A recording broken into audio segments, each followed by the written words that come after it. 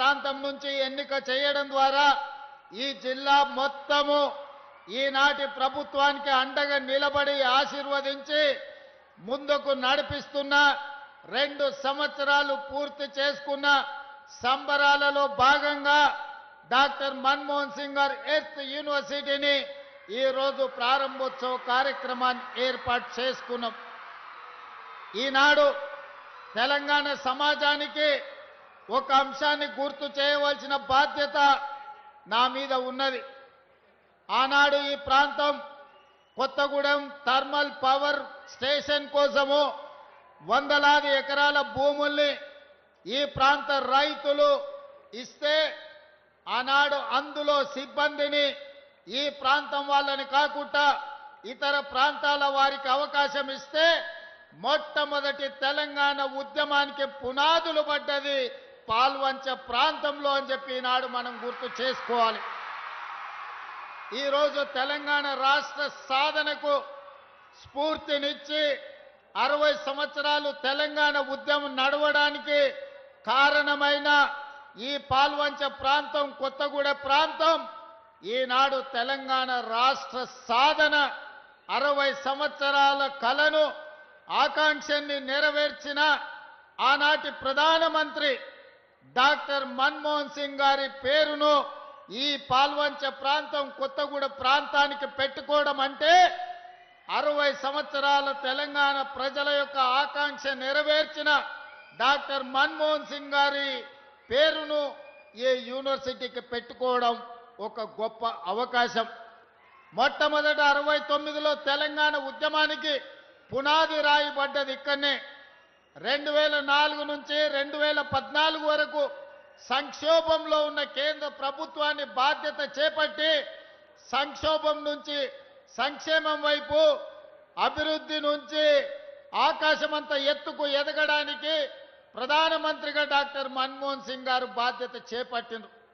వారు ప్రధానమంత్రిగా ఉన్నప్పుడే తెలంగాణ రాష్ట్ర ఏర్పాటు ప్రక్రియను పూర్తి చేసి ఈ రోజు తెలంగాణ ప్రజల చిరకాల వాంఛను వారు నెరవేర్చారు. అందుకే డాక్టర్ మన్మోహన్ సింగ్ గారి పేరు భారతదేశంలో ఎక్కడ పెట్టక ముందే ఎర్త్ సైన్సెస్ భారతదేశంలో ఉన్న ఏకైక యూనివర్సిటీ, ఆ యూనివర్సిటీకి ఈనాడు మన్మోహన్ సింగ్ గారి పేరు మనం పెట్టుకున్నాం. యూనివర్సిటీ పనులను పూర్తి చేయడమే కాదు, తుమ్మల గారు ఒక మాట చెప్పిండ్రు, మాకు ఇరిగేషన్ ప్రాజెక్టులు పూర్తి చేయాలని. భారతదేశ మొట్టమొదటి ప్రధానమంత్రి పండిత్ జవహర్లాల్ నెహ్రూ గారు స్వతంత్రం వచ్చిన తర్వాత ఈ దేశంలో ఉన్న నిరక్షరాస్యత, ఈ దేశంలో ఉన్న ఆకలి కేకలను చూసి ఈ దేశం అభివృద్ధి పదం వైపు నడవాలి, ప్రపంచంతో పోటీ పడాలి అనంటే ఎడ్యుకేషన్ అండ్ ఇరిగేషన్ పాలసీని అడాప్ట్ చేసుకోవాలని ఈ రోజు భారతదేశంలో గొప్ప గొప్ప యూనివర్సిటీలు ఎన్ని ఉన్నాయో వాటన్నిటిని ఆనాడు మొట్టమొదటి ప్రధానమంత్రి పండిత్ జవహర్లాల్ నెహ్రూ గారు ప్రారంభించినవే. అవే కాదు, ఈ రోజు ఈ దేశంలో వ్యవసాయం అభివృద్ధి చెందడానికి ఆకలి కేకల నుంచి ఈనాడు ప్రతి వాడికి అన్నం అందించే స్థాయికి దేశంలోనే అత్యధికంగా ఆహార ఉత్పత్తి ధాన్యాలను ఈ రోజు మనం అందిస్తున్నామంటే బాక్రానంగల్ నుంచి నాగార్జున సాగర్ వరకు, శ్రీశైలం నుంచి శ్రీరామ్ సాగర్ వరకు ఇరిగేషన్ ప్రాజెక్టులను ఆనాటి ప్రధానమంత్రి పండిత్ జవహర్లాల్ నెహ్రూ గారే మనకు ఆనాడు ప్రసాదించారు. ఈ రోజు మనం చూస్తున్న నాగార్జున సాగర్, ఈ రోజు మనం చూస్తున్న శ్రీశైలం, ఈ రోజు మనం చూస్తున్న ఎస్ఆర్ఎస్పి మొట్టమొదటి ప్రధానమంత్రి పండిత్ జవహర్లాల్ నెహ్రూ గారు ప్రారంభించినవే. కాబట్టి మిత్రులారా, వారి స్ఫూర్తితోని ఎడ్యుకేషన్ అండ్ ఇరిగేషనే తెలంగాణ రాష్ట్రాన్ని ప్రపంచ చిత్రపటం మీద ఉన్నత స్థానంలో నిలబెడుతుందని ఈనాడు మా ప్రభుత్వం సంపూర్ణంగా విశ్వసిస్తుంది. దానికోసమే ఎడ్యుకేషన్ ఇంప్రూవ్ చేయాలి, ప్రపంచ ఖనిజ సంపద మీద పరిశోధనలు జరగాలి, ఈ ప్రాంతంలో ఉన్న అపారమైన ఖనిజ సంపద సింగరేణి కావచ్చు, ఇతర ఖనిజ సంపదను గుర్తించాలి, సింగరేణి లాంటి సంస్థల్ని పెంపొందించాలి అనంటే ఎర్త్ యూనివర్సిటీ కొత్తగూడెంలో పెట్టాలి అని ఈనాడు మన ప్రభుత్వం నిర్ణయం తీసుకున్నది. ఇవాళ అందుకే మీకు మెడికల్ కాలేజీ ఇచ్చినా, మీ ప్రాంతంలో ఎడ్యుకేషన్కి సంబంధించి ప్రతి నియోజకవర్గానికి young India integrated residential schools ఇచ్చినా, మెడికల్ కాలేజ్ ఇచ్చినా, ఎడ్యుకేషన్కు సంబంధించి ప్రతి అవకాశాన్ని ఖమ్మం జిల్లా ప్రజలకు అందించాలన్న లక్ష్యంతో ముందుకు వెళ్తున్నాం. ఇదే కాదు, ఈ రెండు ఎక్కడ కూడా తెలంగాణలో రెండు నదీ జలాలు వచ్చేది చాలా తక్కువ. ఒక పక్కన కృష్ణా నది జలాలు, రెండో పక్కన గోదావరి జలాలతో ఖమ్మము బీళ్లు తడవాలి, ఖమ్మం జిల్లాలో పంటలు పండాలి, సిరులు కురవాలి అని, మీ ప్రాంత ప్రాజెక్టులను పూర్తి చేయాలి అని మన ప్రభుత్వం నిర్ణయం తీసుకున్నది. సీతారామ ప్రాజెక్టునే కాదు, ఈ ఖమ్మం జిల్లాలో ఉన్న సాగునీటి ప్రాజెక్టులు 10 సంవత్సరాలు నిర్లక్ష్యానికి గురైనాయి, అవినీతికి లోనైనాయి.